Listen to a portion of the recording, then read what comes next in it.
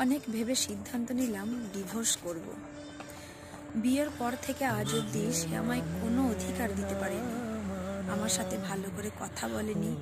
বাবা মায়ের ইচ্ছাতে বিয়ে করেছি, সে আমাকে কখনো বুঝতে পারেনি।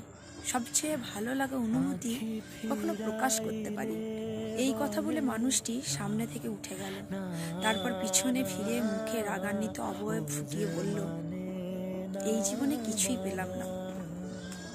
এখানে অনেকগুলো অভিযোগ তিক্ততায় চলে এসেছে, অনেক জমানো না বলা কথা ক্রোধ হয়ে গেছে। সংসার মানে শুধু সারাদিন কাজ শেষে বউয়ের হাতে রান্না খাওয়া না, ঘরটা তুমি সামলাও, বাইকটা আমি দেখবো বলে ভরসা দেওয়া। সংসার মানে মাঝরাতে অর্গাজমের পর মুখ ফিরিয়ে প্রচন্ড বিরক্তি নিয়ে উল্টো ফিরে ঘুমিয়ে যাওয়া নয়। সংসার মানে অর্গাজমের পর কপালে চুমু খেয়ে ভীষণ ভালোবাসি বুঝিয়ে দেওয়া। যোনির বাহিরে হৃৎপিণ্ডের 3 ইঞ্চি গভীরে একটা মন থাকে, সেখানে ভালোবাসার চাহিদা বুঝে নিতে হয়। সংসার মানে শুধু মাস শেষে বেতনের টাকা তুলে দিয়ে আহার নিশ্চিত করে দেওয়া নয়।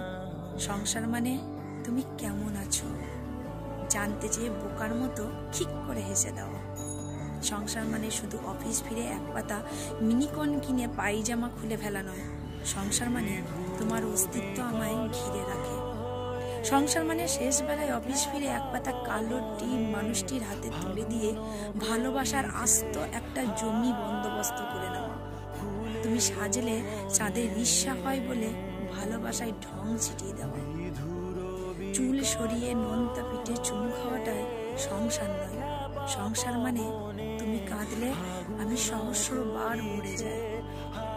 সংসারে অনেক খারাপ সময় আসে, জীবন মানে সংকেতবিহীন দুর্যোগ, আর এই দুর্যোগের ভিতরে 2 হাত চেপে ধরে বলতে হয় ভালোবাসি।